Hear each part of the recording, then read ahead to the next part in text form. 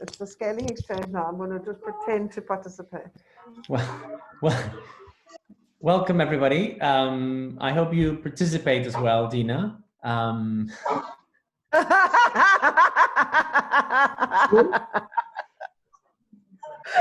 my God, that's terrible. No, I'm definitely going. I caught you there. You can't really pretend with your camera on, can you? Yeah, I know. So thank you. So we're friends, so I think I could put her on the spot. Thank you very much for joining us. There's some people are still waiting. I'm just gonna let them in. There's a bit of background noise, so can I ask you to turn on your cameras, but turn off your, otherwise I'll mute you. I always feel a bit uncomfortable muting everybody. So I'll do that. Okay, I've muted you all. So thank you for joining us.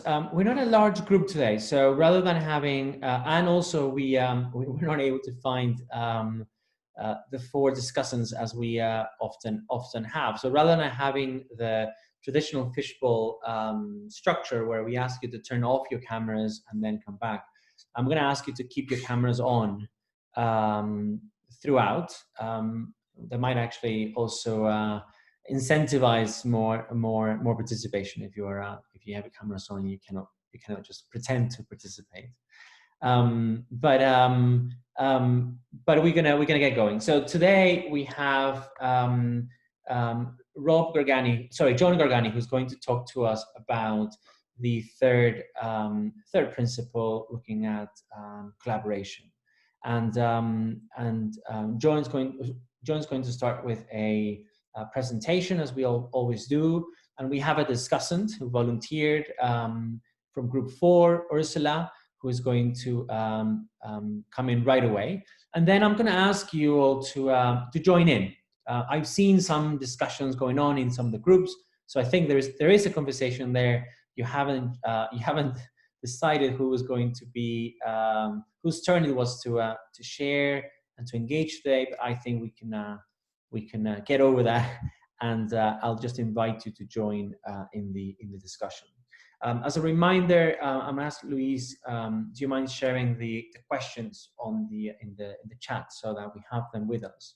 And I think it's worth sharing Johannes' additional comment about winners and losers of scaling, and those that you might have been collaborating with at the beginning might be those being kind of pushed out of that collaboration because of the scale and the needs of that new scale and the project at a different scale. I think it's worth considering. So just so you're aware, we are recording this, and we will be sharing the video with you right after this session. John, you wanna start?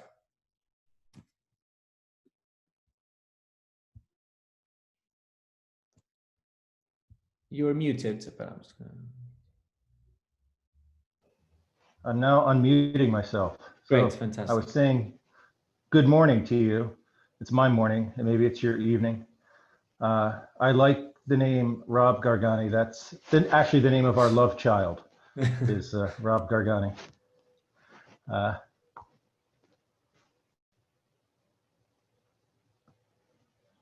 All right, I'm assuming you can see my screen, and it has the word coordination on it.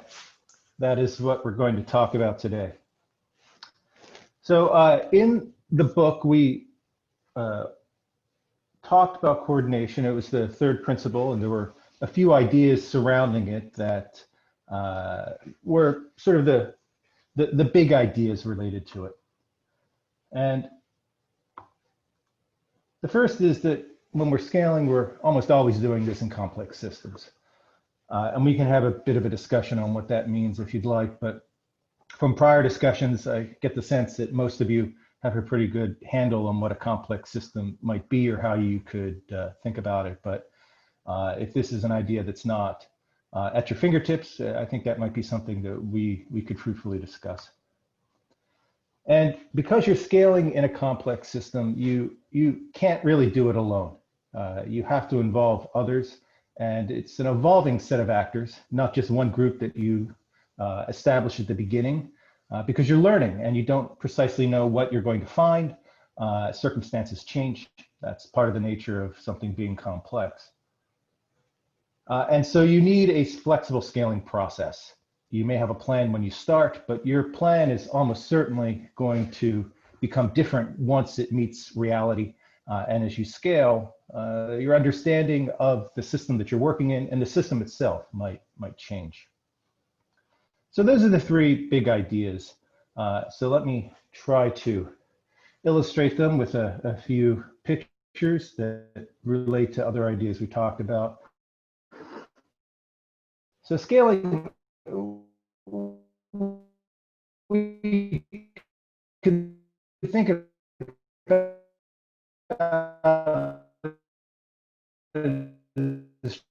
trying to take some most kind of good for people in the world, balancing those various dimensions that we had talked about. I think a sort of naive view of scaling is that there's one actor involved, they line up at that starting line of first idea, and then it's a clear and simple sprint forward to optimal scale, and then they are done. At least that's what it looks like when you read grant proposals, right? It's, you're just going to do it like that and it's going to be over. But it's never that easy. It's rarely that easy. It'd be nice if it was that way all the time. So when Rob and I have been thinking about this, we've been taking this journey and chopping it into three pieces. The first is what we would call discovery science. That's when you have people trying to understand the world motivated mostly by curiosity. What is possible? What can we do? And that might, for example, involve a bench scientist and collaborators. And they're trying to figure out what is it possible to create a vaccine, for example, in a particular way. They may have hopes for how that would help mankind, but really they're at the very early stages of trying to determine what is possible. And it might be that they go through this process and what they find is optimal scale is right there to stop. That this wasn't a very good idea. If it's one idea, it doesn't have to bring it all the way to optimal. Optimal scale is really just stopping right there. And I think that probably most of the things we try to do to make the world better probably are like this. We have an idea, we pursue it for a while, and we realize this idea, at least as it currently exists, isn't going to do it for us. But if it's promising, we go on to the next stage, which is called implementation science. It's trying to take what was learned in discovery science, bring it into the world, and try to create some change in the world with that. How do we do this? It's focused a lot on logistics, a lot on how you can make this practical transfer into the world. Notice that these two phases overlap. There's a fuzzy boundary between them. It's not clear when one starts and the next one should begin. But there are different kinds of actors involved here. There might be an implementation expert, investors, they could be philanthropic or private, and then a manufacturer and distributor might be part of this.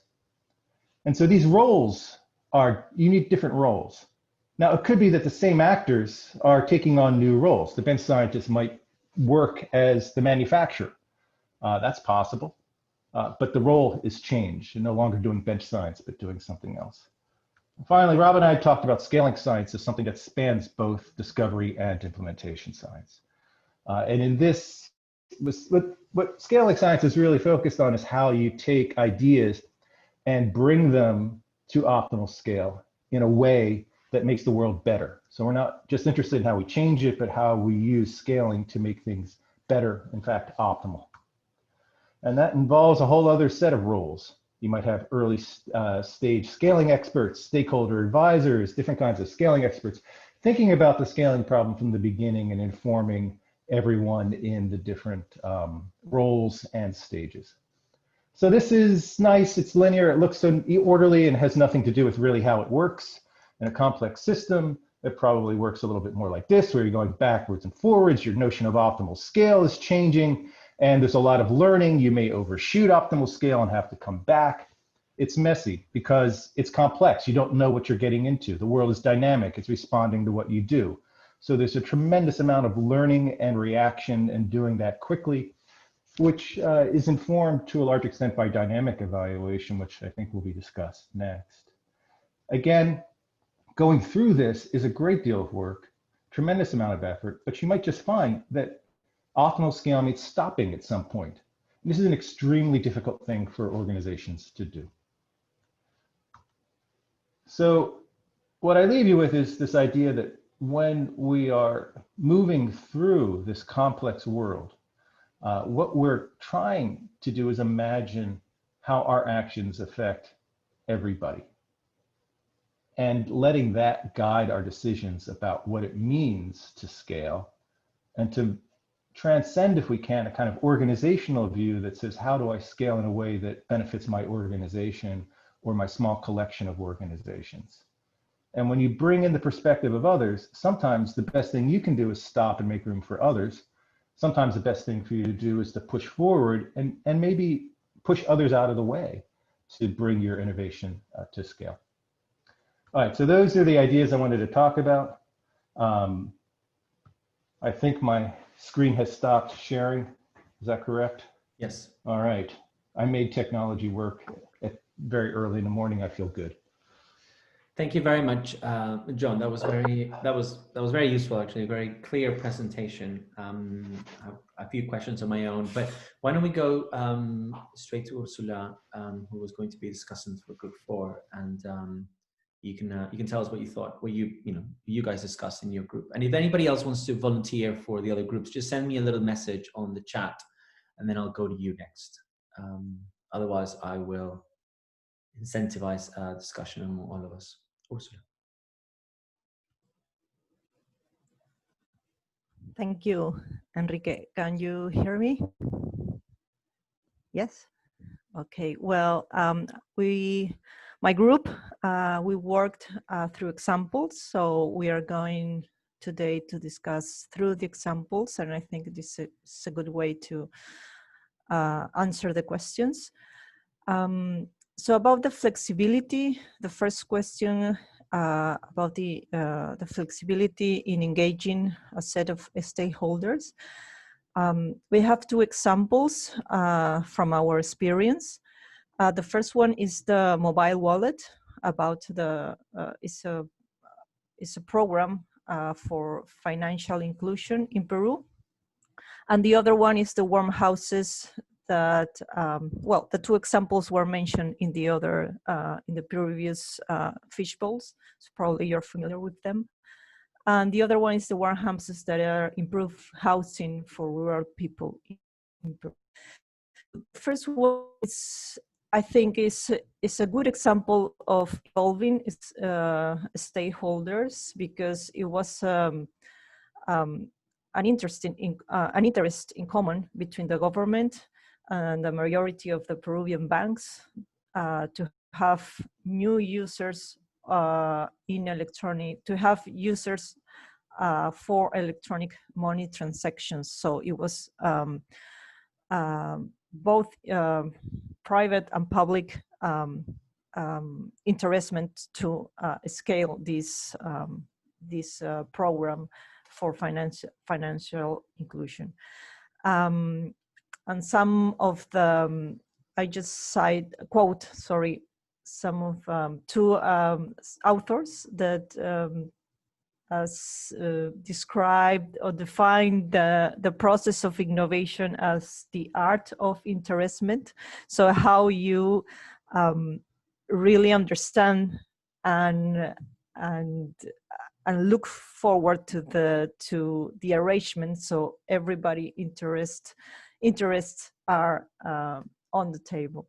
So I think this is a good example, because everybody collaborated. I mean, the stakeholders collaborated. In the case of the warm house, is an example of how to. It was a lot of stakeholders excluded. I mean, the it was not considered the service providers, local professionals, technology distributors, government agencies, medical centers, school teachers, municipalities, local technologies, because things are also important if you want to see or to analyze a complex problem from the socio-technical perspective. And also it was mentioned in the book, so it's about places and things, so it was not excluded. So the second question about which types of stakeholders, we just discussed one example about the wallet, the electronic wallet, because it was a set of stakeholders that we can analyze. In the other one, we don't have it, so it was very interesting to work with Yvonne, to discuss with Yvonne the mobile wallet financial inclusion in Peru. So the initiators were, it was electronic money law in Peru, and it was a really facilitator, so new players can offer financial services in Peru. So it was a public investment to promote this kind of to set up the context, the legal context to operate. Then we have the enablers, that we have the bank association. There was a platforms of any kind of banks, big companies, municipal savings banks, cooperatives. Also, it was involved the telecommunication companies, so they can have they can reduce the cost of sending messages. So the probably I didn't mention was how was or what is consistent the project, but it was to include people that don't have bank accounts with a digital platform, so they can transfer money electronically without having a bank. So it was part of a financial inclusion in that sense. But also the question is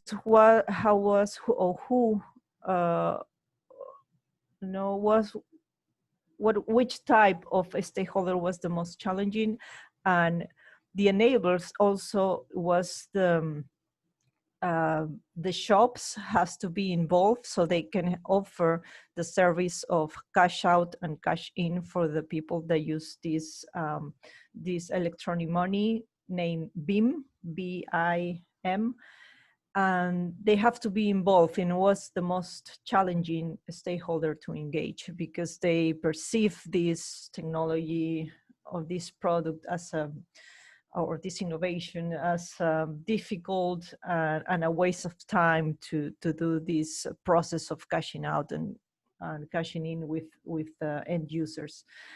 But it was the most difficult. It was not that they won't do it, but it was the most challenging.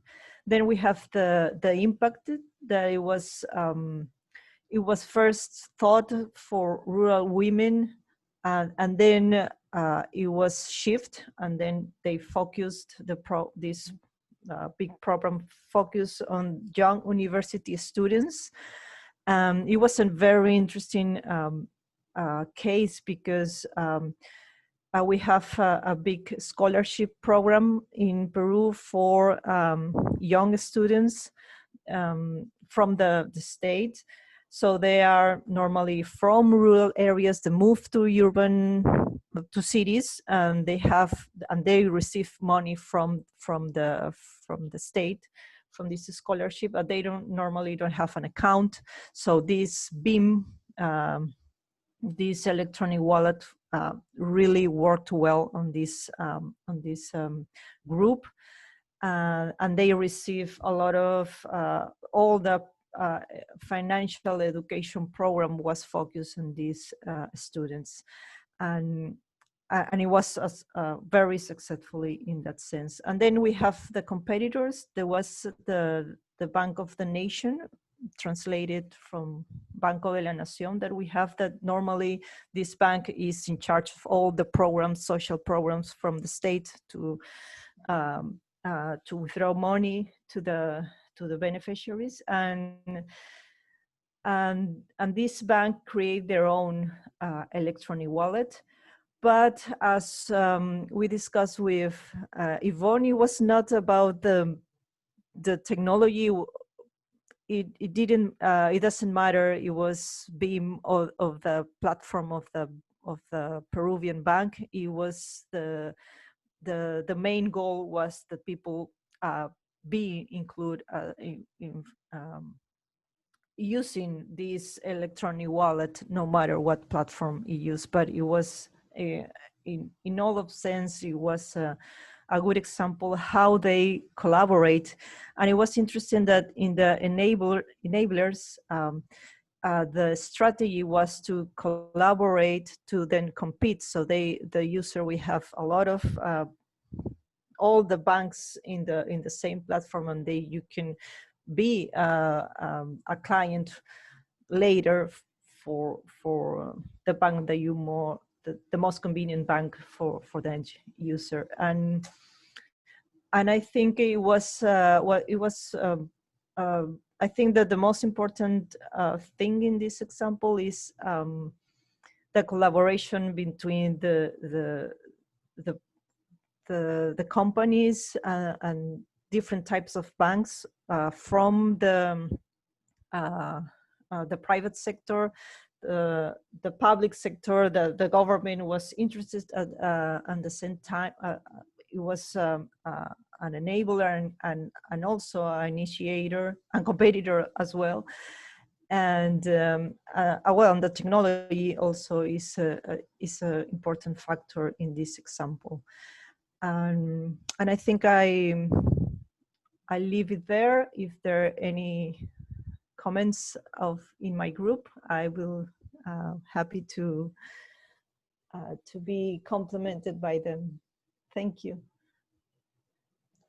Thank you, Ursula. So two examples. One, I think, where everybody was consulted, or there was widespread collaboration, and another one where the main stakeholders were left out of the collaboration.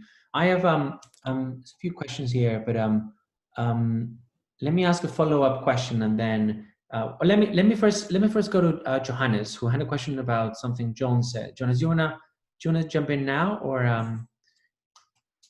Yeah, just very briefly, because it does deflect a little bit from the main focus of this particular session. But when I listen to you, John, and your stop sign, which clearly indicates that there are times when you have to stop because continued scaling up would in fact be counterproductive. Indeed, you've reached optimal scale early, much earlier than maybe originally you expected. I think that's absolutely right, and I think it's very important that we don't go too far in scaling when indeed there's no positive payoff to further scaling. But I also want to share with the group my own experience, that frankly the much bigger risk in my experience with development interventions is that scaling stops too early for many different reasons, or there's no real focus on scaling at all. And that is the problem of the traditional project mode in which we operate, where we're so focused on making sure the project actually gets implemented that we don't think enough about what happens after the project is finished. And so just wanted to flag that something that John and Rob, I think, persistently and rightly point out in their book and in their presentations, that we may be doing scaling wrong. We may be going beyond optimal scale is one type of error, and it's an important error. But there's another, in my view, a very important error, and that's whether we don't scale enough and we actually don't scale at all too often. So let me stop here. I have that other comment that I posted on winners and losers, which we can come back to if you're interested. But yeah, I think we can just want to share this one. Thank you. Great. Thank you. We can go back to that winners and losers comment as well. Let me, there's a comment from Haley. I think it reflects something I wanted to add. So let me add something to let me add a question to Ursula, and then I'll complement that with Haley's. But one of the things that sort of made me think about, when is it hard to collaborate with that range of stakeholders? And I was thinking maybe there might be two reasons why, or two questions that I would have. First, are the resources available for that collaboration? Right? Because collaboration might not have been something that was built into the project in the first place. There's a cost involved in collaboration, right? So it might be easier for banks to collaborate with each other because, well, they belong to the same group. They're close to each other. It's very, very rare that somebody in charge of electronic money in one bank would not know the person doing the same thing in the other bank in Lima, right, in the case of Peru. But then those other actors you mentioned, where there was little collaboration, they would be outside of your immediate network. So there would be a cost involved in reaching out to them, engaging with them in a meaningful way, as we have discussed before. So there might be some operational disconnect with them. There might be some cultural disconnect with them. The people designing the electronic money just do not know, the realities of, they don't come from the realities of the small shop owner or the rural population, the local government, etc., etc. And the same thing with the warm houses, right? So the architects and designers might not necessarily have those networks already, and so there's a cost involved in doing that. So the question would be, when thinking about how difficult it was, are you taking into account the availability of resources available for collaboration? Because that might be a case. It might not be hard if the resources were there. And I think that sort of alludes something to what Haley's asking. Haley, do you want to ask your question, sort of to add it to mine, or to you can unmute yourself rather than chat. Yeah, thanks, Kike. And I think in a way it might also link to what Johannes has said as well, but just thinking about this example where there were the housing project, where there were a number of stakeholders you spoke about that at some point you must have realized that they were relevant, because you're able to identify them now, and knowing that these things do evolve throughout a project. I guess just getting a sense of, like, at what point did you start to recognize these stakeholders, and I guess what factors might have enabled you to engage them or inhibited that from happening, would be interesting to know. And I think it speaks a bit to what Johannes said. Are we stopping because we've reached optimal scale, or are we stopping because we just don't have the resources or whatever it may be that we need to kind of continue to explore this? Thank you for your questions, because I didn't deep in on the case of the warm houses, but yes, it's absolutely a good question, because what I think and is supported by theory is, if you don't have a socio-technical perspective when you are really working with technology, with hard technology, you will have this emptiness in the stakeholders analysis. So it's a linear way of thinking, that you do this scientific research, then transfer to the rural communities in this case, and you don't have any social analysis of that process. You could have this very limited vision of the complexity of this problem. So you just work directly with the users. You don't work with any other stakeholders in the process. So now, as Haley asked, how do I know? So how do I recognize? Because when you do this post analysis, and then you say, oh, and it's part of the evaluation that the government itself is doing, is the evaluation is on the technology, on the temperature that these improved houses really is happening. The technologies that are in the houses really take the temperature and is working, but all the other factor for adoption of the technology is not considered. So for example, the materials to build these or to improve these houses are not available on the local area. So once you have any problem, the walls, the materials of the wall are broken, whether you are going to replace this technology, what other materials, so this is important, the technology, so what others technology materials can replace this, and it's not discussed in this big program of the government. Other is what kind of professionals or local capacities do you have to fix this kind of well, the walls, the stove that are implemented. What kind of local capacities do you need to fix them?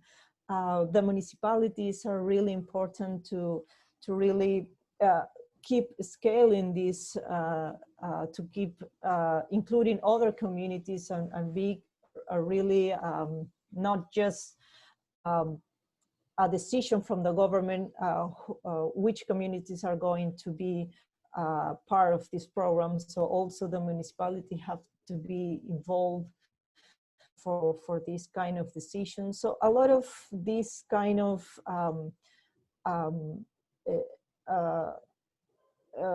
type of stakeholders, and I think this this part of coordination is the most important thing when you are working with in scaling, and innovation as well is about all these from the perspective of innovation, is all about the I'm losing the word in English, but well, I can come back later, but it's about how this institutional arrangement, sorry, how do you do this institutional arrangement so the innovation can have a really impact. And also what Johan is told about us, about the losing, the people, the winners and losers are so important, because in this, especially in these projects that you have vulnerable groups, and you have probably communities that are or districts that you have a lot of people, but some of are districts that are probably people that interact from different communities, and one is part of the program and the other one not, and it generates really a sense of losers and winners in this kind of small part of territories, and what are the consequences of that? Nobody really analyzed these kind of interactions in the impacted stakeholders will be here, the discussion. But yeah, I mean, there are a lot of examples, for example, in Argentina, that they work in housing, and they have done this as a socio-technical analysis, and they have a lot of learnings as was mentioned. The learning process are really important, and this part of this learning process is understanding these complex systems and all these actors that not probably you didn't plan from the beginning, but then appear, and they are key factors for scaling or for an innovation, a process, a local process of innovation. Great. Thank you, Ursula. And just a lot of things come up, but it makes me think you're building an ecosystem rather than just relying on an existing one. You're going into a space where maybe the experts are not there, and you might have to create that group of people who will be able to service the new innovation in the future. And the skills in local government may not be there. You have to create them, and so it's not just about relying on an existing one. So it makes me think about initial sort of conditions that are required so that scaling is easier or harder, I guess, in different contexts. Abu Said, why don't we, you had your hand up for a while, and then I'll go to Tatiana. Do you want to join in and share your answers to the questions? Maybe you want to follow up on something we've discussed. Can you turn your camera on? Is that possible? Yes. Can you hear me? Yes, we can. Okay. So I put my response a bit in the chat box. You may like to see that as well. Yeah. Almost similar case we had, in fact, under career program of IDRC, and I was working as a co-PI in high-aware. Under high-aware, we piloted different technology, adaptation technologies. Can you hear me now? I think Blanca is not hearing me well. Can you hear me now? I can hear you. Keep going. I think. Okay. So what we did, one climate and flood resilient housing technology we wanted to promote, and we piloted it, and that was well received by the community. And they were demanding it for more. But in the piloting, we had only 21, provision for only 21 houses, or we call it habitat. So what happened at one point of time, the communities or community leaders, local policymakers, they were phoning us, contacting us. Why don't you give more? And at one point of time, one minister was around there. So the local leaders took him to the site, to one of the house, and he got elated, and he was saying that, okay, why not you? Then the people who are demanding from the minister, you give us these similar houses to us. So then demand was there. The problem was that by this time, the high-aware is or IDRC supported resource already closed. Then the private sector entrepreneur who was working with us, they implemented additional few houses, but it was not sustainable for their business. They have to make it in a larger amount or larger number, and they were not ready for that. In the meantime, we tried to convince the policymakers or decision makers. So we engaged with the ministers, parliament members, to convince them to take this technology into their regular development planning process. Because the government has giving shelter to the homeless or displaced people, displaced by riverbank erosion or flooding. In Bangladesh, we have a huge number of people displaced by the riverbank erosion every year. So the river I am talking about, you can compare it only, I think, in the Amazon area, where you have like few kilometer wide is river. Less than a kilometer doesn't qualify to be a river in Bangladesh. So it's, most of the rivers is like 4 or 5 kilometer wide, or even at one point of time you can find it 12 kilometer or 13 kilometer wide, all these rivers.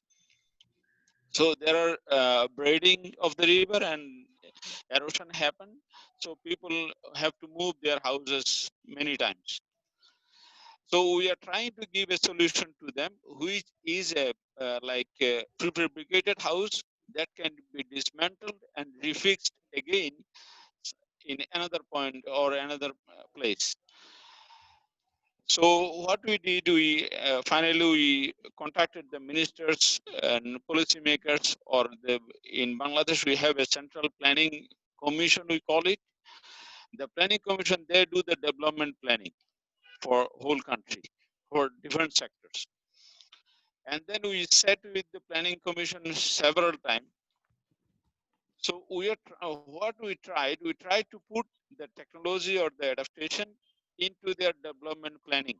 And then 5-year development planning, they have annual development planning.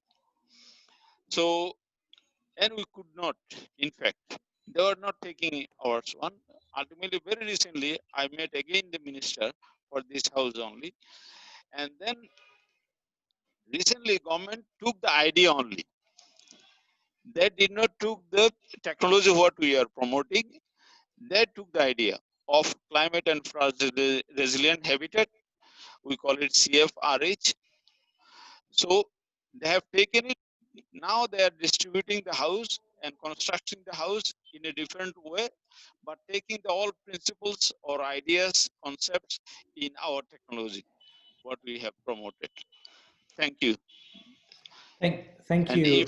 if I have to answer the second question, I can answer you. Well, thank you, Said. I'll suggest. I think the two things that come out, at least that I hear. So you piloted for 21 houses. It worked. People wanted more. There was political interest in providing more, but by that time, the IDRC project was gone. The private sector was unable to do more than a few extra houses, and then you try to get this into the planning process, development planning process, so that it would become kind of part of the sort of institutional arrangement of and I think that refers to what Johannes was saying, that if we want to see something work at scale, we have to think about it from the beginning. We have to think, okay, what would we need to do to make sure that if our pilot is successful, then it will be picked up by the right institutions so that it can be scaled up. I guess if the planning planning commission or planning department had been kind of part of the pilot from the beginning, maybe they could have built that into their own planning process. So if the pilot is successful, we know we have to scale it. But the other thing that you've said that is important is that in a way there was uptake of the idea, maybe not your specific technology, but you might still see scale through the dissemination or the uptake of that idea itself, right? So you prove the concept, but they picked up part of it, which is still useful. And so if may I add? Yes, sure. So initially in highway project or in Korea, I think if anyone had been involved from here, there was no idea of a scale up or out scaling or something like that. Right. There was only impact pathway. That was the idea, how you want to impact the society. But later on in the process of implementing the project or research, then we found out that whatever technology we are piloting, if it is proven well and good, then why don't we expand it or scale it up? Then it came the discussion of scaling it up. When a scaling issue came in, then the scenario has changed. So you have to engage with so many other people to scale it up, to make it familiar to other people or other stakeholders coming newly in the horizon. So that is what we did.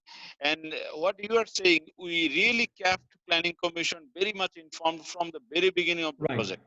They had been very much involved. And the guy who had been there, like in the level of a state minister, he was very much collaborative and cooperative. He agreed to work with us, and he was very much involved in our activities. Good. So he took the idea now. He could not take the whole technology because of a lot of other government procurement system and all these things. Okay. Still, we are working on it. Good. Tatiana, you wanna follow up? I don't know if you had if your intervention follows from this, or you want to go back to some of the things discussed before? No, I want to go back to one of the first questions that were raised today in the discussion, and it's about. I just want to comment about one of the most challenging types of stakeholders that we have encountered in our work, and it's about the enablers, and especially when the enablers are government institutions. The particular challenge, I mean, something that we have found is that we need to find champions, people who buy the idea, who engage in a co-creation, in a co-creation process, people who engage in that. But usually, like public servants are very busy people. They have so many. They have so much work. So for them to find a time space in order to be part of an innovation or a new process is difficult.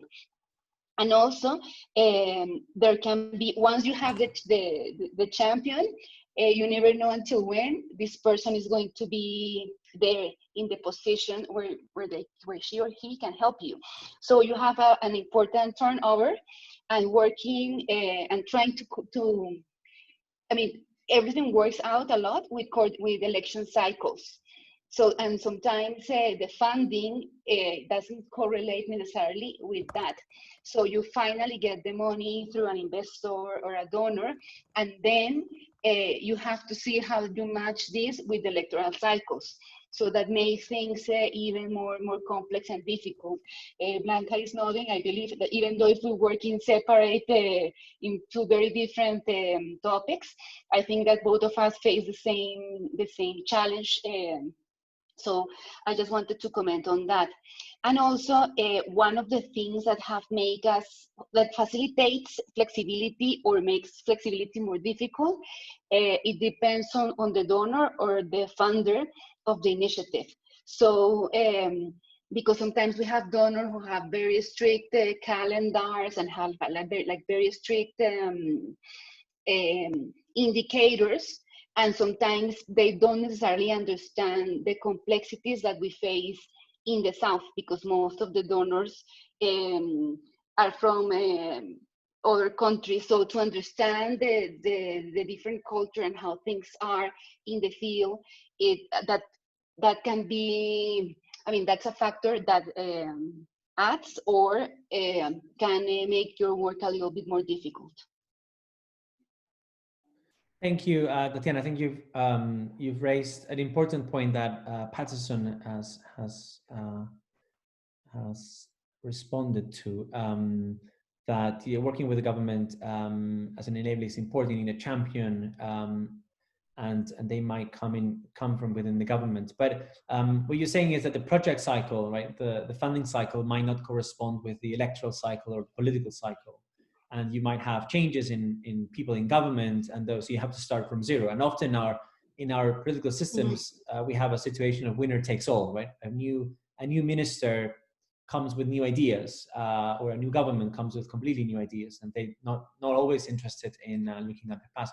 But I guess that's why collaboration with multiple sectors is important, right? So that if government changes, civil society can continue putting pressure on the reform, or the private sector can do the same, or there might be researchers who continue keep the idea alive, even though the government changes, and there's something to refer to.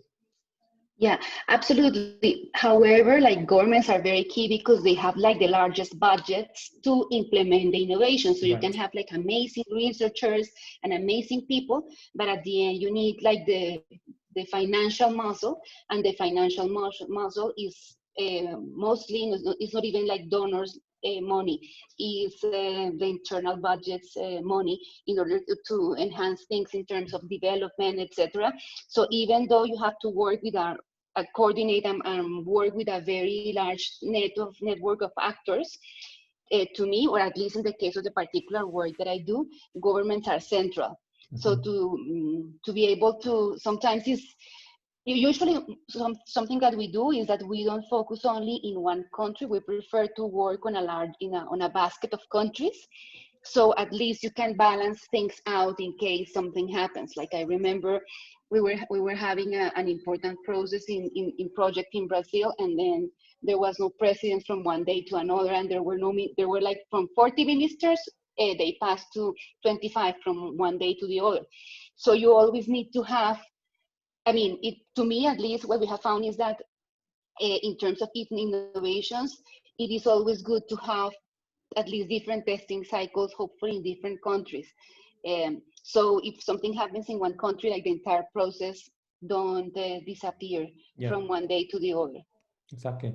Patterson, you wanted to come in to talk about the change in political system. Yes, thank you so much. Just to start with, I think the fact that, for example, the economic year for the government may be different from the economic year of a funding institution sometimes affects, because if you are looking for co-funding for a particular project, it becomes very difficult for you to get a commitment from the government. What we have done before, in projects that I've been involved in is to be able to develop multi-year projects that can then take account of the government's financial year. But also one thing that I have actually noted is that, yes, indeed you can have change in government can be detrimental to your project. However, I have been involved in a project where we are trying to digitalize public services for people to access government services easily. And we worked on this project for about 3 years with someone who was very keen on it. However, the government that was in power was not keen about this project. So a permanent secretary was very happy with the project, but he could not move it beyond the minister for the government to adopt it. And it involved basic things like health insurance for people, social safety, birth registration. And then what is that there was a change in government. And this permanent secretary who was trying to push this through government firm moved into government. And this was the turning point for the project, because within 1 year, this service, which is called Huduma Center, which means if you probably travel to Kenya now, you get your passport on your visa online, you can get your birth registration online, you can get your health stuff online, you can transact with mobile money. So because this person became the minister and she was passionate about the project, the government allocated almost more money that we could have ever put into that project. And this now is actually the engine that is driving digitalization within government. So it just looks at how you look at it, how you're able to take opportunities. And for us, we took this opportunity and we were able to actually run with it. Thank you. Thank you, Patterson. I mean, is this a little bit of chance? Does this suggest, I mean, there's an element of luck, right? That certain people move into government and are in good positions. But I wonder, I think my sense is that the questions are trying to get us to think about how can we do this less, more strategically, right? How can we do this in a way that improves our chances that things will work in our, things will scale if they have to scale, rather than relying on luck. That luck has it that this person moved into a position of power. I can think of other cases where people have moved to a position of power and they were unable to do what they wanted to do because of the political situation. I made a comment here that if government is a critical stakeholder and must have collaborator, how do you address the fact that you need flexibility in a scaling project? So they might want your idea but not be able to put it into practice because the scaling process might be too flexible, too risky for their position. Abu Said, you wanted to comment it, and I think John, you also want to respond, but Abu raised his hand, so. For a strategic reason, what I found what Peterson CMO was saying, that it's not luck really. Sometimes what happened, the planning horizon and matching the planning horizon and your knowledge generation or technology supply should match somewhere. If you take the planning horizon, for example, 2021 is a planning period for some particular area of water resource. So if you know it from earlier, then what do we do in case of scientific publication? To be in AR6, we try to publish it as soon as possible so that it get onto this AR6. Similarly, here to get onto that planning horizon, you have to be available with this knowledge or technology or information what you want to communicate to this planners or the policymakers, so that it is there on hand, ready to take it. That is very important strategically. Good. Yes, exactly. So just eliminate the luck. It's about being more strategic. Somebody I worked with used to refer this to strategic opportunism, right? So you build you put together the building blocks of your program, even if you think it's the window is not there yet. But when it does open, as you say, your information is available, your ideas are available, and they can be used. John, you want to come in? Yeah. I mean, I think some of this is just a consequence of scaling in a complex environment, right? You don't know the best way to scale when you start, and you learn about the best way to scale as you move forward. And in a sense, you create the opportunity to make your own luck. But also that system changes. So even if you are off to a good start, you may find that it's different. So another idea I wanted to throw out is, you know, we've talked a lot about innovation in the book. And in some sense, the way you scale can be part of that innovation. So we've talked about ways that are very familiar, I think, or at least mechanisms that are relatively familiar when we scale, working with government, maybe bringing something in private sector partners. I'm wondering what your thoughts are about the potential to innovate how we scale, not just scaling innovations. I don't know if any of you have thoughts on that. Maybe there's no innovation possible, but it's a pretty hard problem, and I'm just wondering what you think about that.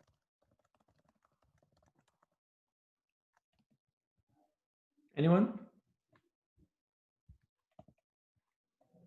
So I was just asking a question that kind of a similar line. You've said you don't know the best way to scale when you start.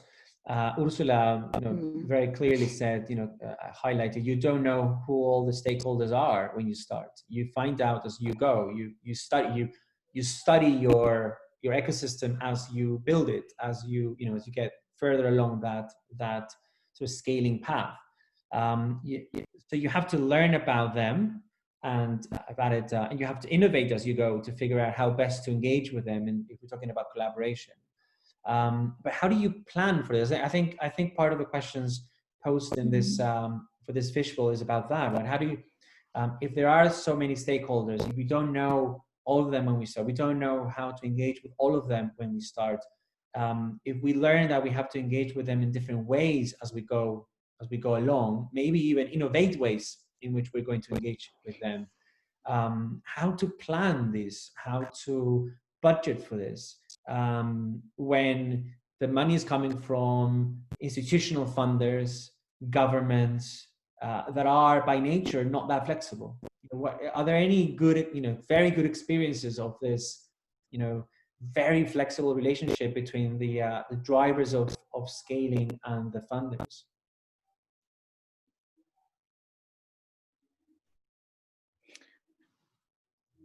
I do have some experiences, but usually from funding agencies that are not usually funding only research or not mainly research, that are more interested in implementation. So those with more expertise in implementation would understand better these kind of situations, and that you require resources to, for instance, people in your team who are more oriented towards advocacy or building the engagement strategy. Because, and this is something from my own experience, that in a very organic way, our group of collaborators, we collaborate with different organizations, and more my organization specializes in the engagement part of the projects, and we let others focus on the problems specific to research. We understand research, but we need to, and this is very time consuming, full of pitfalls, requires a lot of, yes, strategy, but also there's a comment, something on the lines of the Picasso quote that inspiration should find you working, or something like that, So yes, you have to work for it, but when the opportunity comes, sometimes it's something that you didn't have in your plan, and it happens, but you were ready for it in a way, right? So I think strategy is more about that, being ready to take advantage of the unexpected opportunities and build a very rich ecosystem in terms of collaborations. Knowing that, as Tatiana was saying, that sometimes we have to rely on the champion and that champion is a very fragile connection to secure a whole process behind, that needs to continue in time. Securing several ways of getting to the same organization, either directly through your own network or through your other connections. Yeah. And that takes time. That takes, things like building task forces that meet every month or twice a month to talk. And sometimes in 2 months, nothing happens. But then a year later, something meaningful happens with those collaborations. Tricky. Also, I wanted to mention something before I forget. When working with government, it's not all about finding champions. Sometimes the relationships you need to build are to protect you from people who become obstacles. And in the line of work I do, because it's social innovation that requires the role of the government because of the way we work. For instance, I understand that we need to increase taxes, but that's something that I cannot do by myself from civil society. We need the Congress to adopt the taxes, or in some countries, the president to adopt the taxes, right? So we need that engagement from the government, regardless of our good work, right? And sometimes the interference of the competitors, in my case, the industries that are harmed by the losers in our scenario. Going to Johannes' comment that I found very compelling because it's my everyday case. Then you need, going back to the relationships, you need to build strong relationships with actors that are influential enough to help you counteract those who don't want you to enable the scaling up of the intervention. So it might be that you need to collaborate with individuals or organizations that are not even directly involved in your project. Exactly. They have nothing to do with exactly. it, but they're in a position of power or influence that might, as you said, protect the space you need and the time you need to go from idea to scale, right? There might be the media. I have a very good example.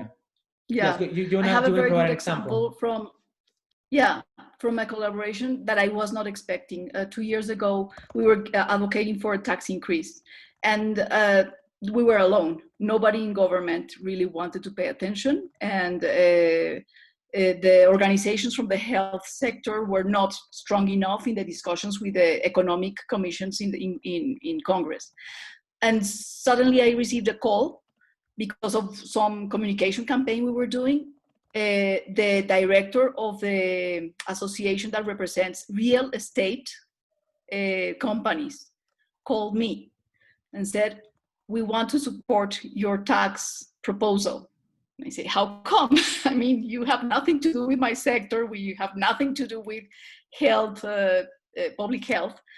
"Yes, but the government is threatening to increase a tax for real estate operations, and we saw your numbers, and you show that they can collect more money with your tax than ours."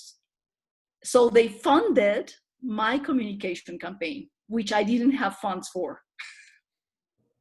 Okay, that's interesting. So you never know. You never exactly. know. Mm-hmm. It's true. Sorry, I saw Tatiana saying something, but there was a question about funders, ROBAS. I don't know if Haley, you wanted to raise it for everybody. But as a small parenthesis, I wanted to highlight something that you also said, Blanca, right at the beginning, which made me think is that it's not just about the funding being flexible and considering these things, but it's also about the organizations or individuals, the driving seat, right? If you combine, good researchers, good operators, good networkers, good advocates in that, say, that secretariat for the scaling effort, then you'll have much more information about the stakeholders, how to engage with them, than if it's just being driven by a group of people whose skills are mostly in research and maybe operations, but they have no experience in building networks and advocating, right? So it's about having the right mix of people and organizations, in the driving seat, so that you will have more information about what you can expect as your project evolves, and there will be less uncertainty. Yes, and also because researchers, at least in my experience in Colombia, and I worked in a university for a long time, and I was the research director at that university, so I know about the struggles in our contexts. The universities won't provide a lot of time for researchers to do this kind of job, you know? So there are a lot of limitations, even within the institutional context where researchers in countries like ours have to work. Okay, let me go to Haley, who's been meaning to ask Rob's question, and then I don't know. I'll check with Ursula and Tatiana if it's still relevant to what they wanted to say. Haley, do you wanna? Sure. Yeah. So I think that's probably top of mind for IDRC colleagues, and some of you have started to speak a little bit to this as well. But Rob was just raising this question about how, as a funder, IDRC or others could support the coordination that can't necessarily be predicted or estimated at the beginning of a project, whether that's time, money, expertise, or otherwise. So as I think people have mentioned already, we're working from a proposal at the outset, and as we've seen through the conversation, a lot of what we know about the scaling system and we need to coordinate is kind of emergent. So any kind of thoughts that people have on how we can better support throughout a research project, this coordination aspect would be very welcome. And I think some of you have already started to answer on the chat. So I encourage you to do that. Continue doing that if you think that's okay. But otherwise, I'll go back to Tatiana and then Ursula, and then anybody else would like to answer Haley's question. Tatiana, you want to go first? Yes. Well, yeah, and it's more or less related with Haley's question, but actually I would like to address a previous comment that you made, Enrique, and is in terms of flexibility, I find very useful when the donor not only finances the evaluation at the very first stage, but also if they can provide funds for implementation, especially when you are doing prototypes or pilots, because government's money is not flexible at all. They are very strict. They have a lot of strict guidelines for spending and money allocation. So they can embark with you and see how things work, etc. But governments are not going to put money until they have results and they know that they will have certain milestones and they will reach certain indicators. So to me, like having this funders combinations pockets of not only investing in development, in evaluations, but also especially during the first phase, very useful. Other things are not going.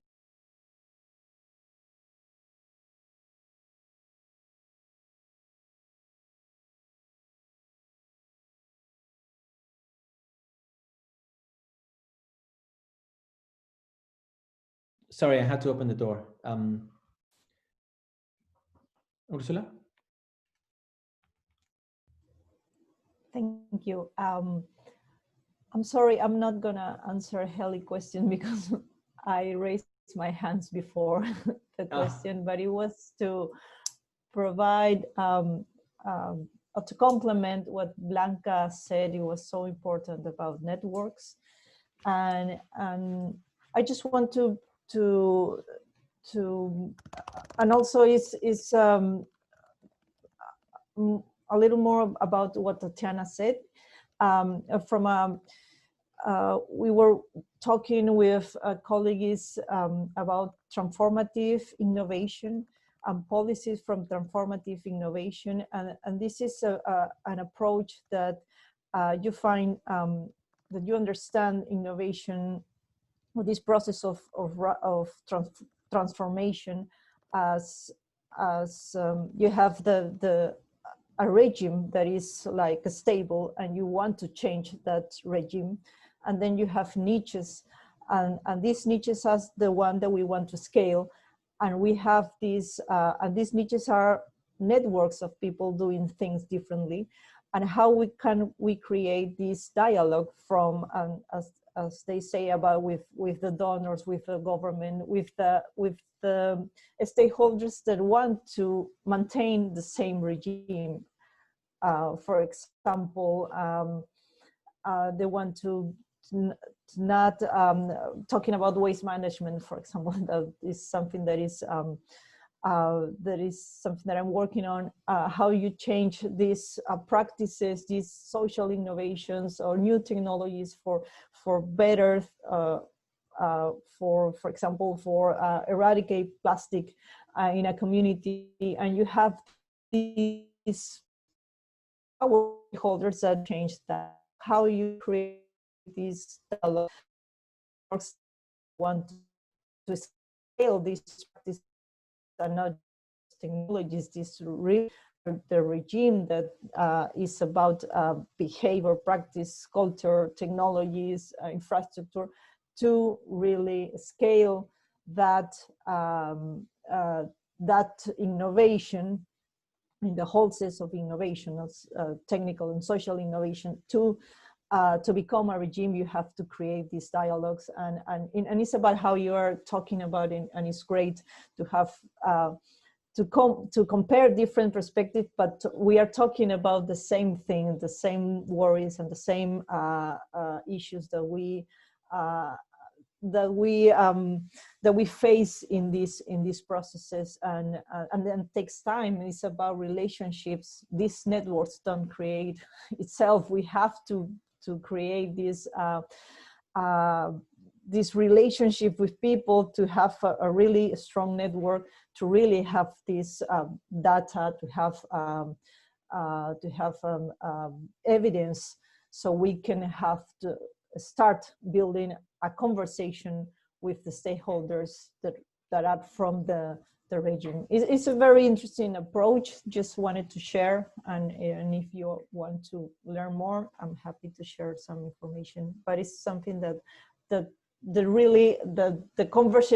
conversation itself, we are talking about the same thing, and it's great.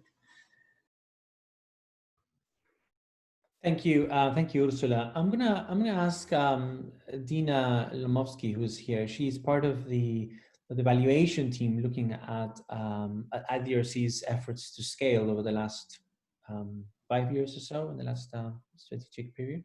And so maybe we've referred to evaluation a few times here. You know, are we evaluating the right thing?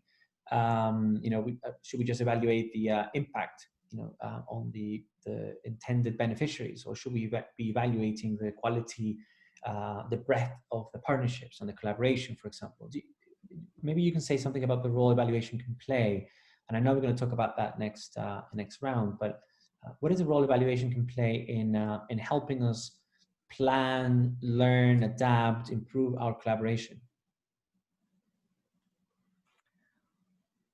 Well, I think firstly, obviously, we have to be asking the right questions in the evaluation about the process. But I mean, as from what the discussion here has been, it's a lot about, you know, scaling as innovation, scaling as exploration. The process is dynamic, and this, you know, would then require us to be asking questions, as you say, about, you know, who are the right stakeholders? How have we engaged them in the right way? What are the mutual interests? What are the potential points of conflict? You know, the typical kind of stakeholder analysis questions one would ask. And what are the best, what are the strategies that are enabling collaboration? And what are the possible barriers? And how can those be overcome? And then perhaps learn from you know, other experiences, even other sectors, other contexts, how that may have worked. But I think really the best people to answer these questions are those, and this coming up in the work that I'm doing now on the evaluation, are those closest to the implementation process. Thank you. Does anybody else want to come in? Maybe I can volunteer someone, ask someone to volunteer and try to bring some of these ideas to a close. Does anybody like to venture highlighting some of the interesting sort of lessons or elements of the discussion we've heard today?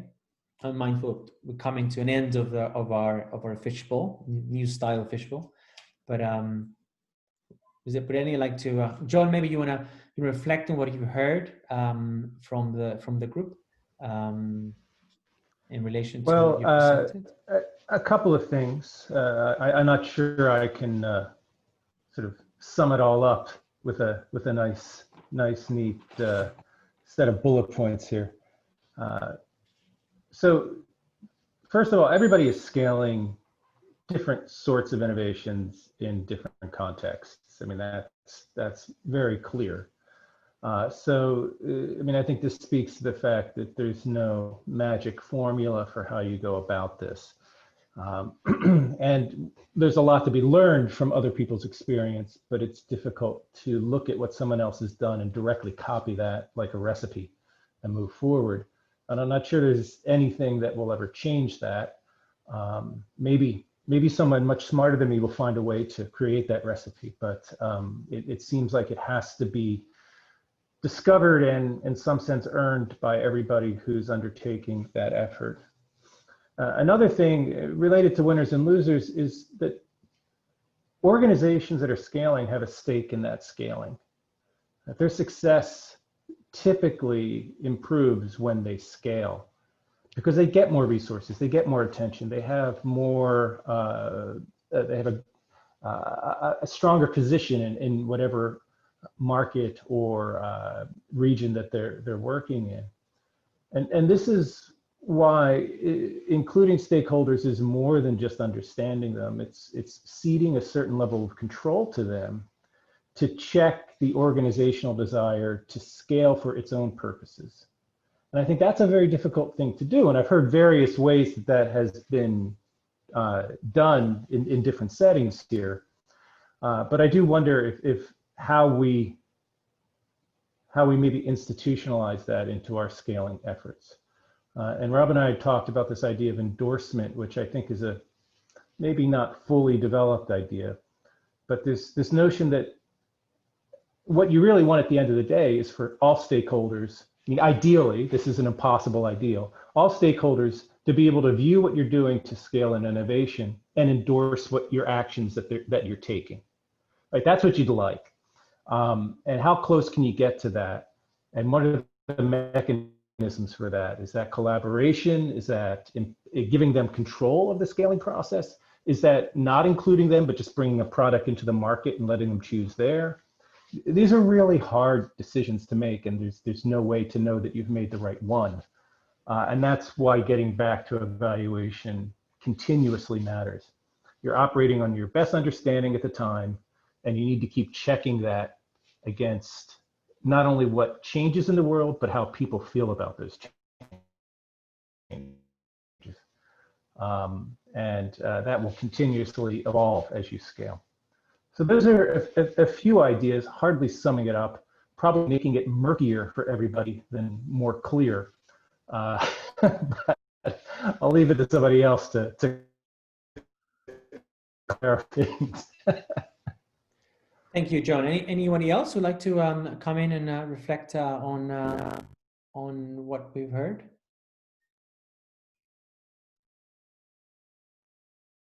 Haley, you want to join us? And then I've seen Johannes raise his hand. Yeah. Please go ahead. Yeah, I don't think I'll sum everything up either. A lot of really interesting insights that we can reflect on going forward. But just from IDRC's perspective, I think a lot of the things that have been raised are things that we're really thinking about in this point as we start kind of into a new 10-year strategic period that's coming up. I think people have mentioned in some of their examples, scaling being kind of brought in as a new thing that we're focusing on, and we're really trying to focus on it from the start going forward where there is that intention. So I think if we can continue this conversation and revisit some of these questions about how do we, for example, think about how our funding complements others like governments and coordinate there to potentially enable scaling without unlimited resources. Can we learn, maybe, I think it was Blanca referred to implementation funders tending to be a bit more flexible sometimes in some of these things. Are there things we can learn from there? I think those are interesting points that we can continue to consider, as well as maybe this point on wanting to have these scaling champions and balancing the risk of turnover in a lot of these positions. So how can we kind of support this idea of identifying champions with maybe diversifying a little bit through our coordination efforts? I'll leave it at that. I'm sure there are other people who may have final thoughts. Thank you. Johannes, you wanted to come in?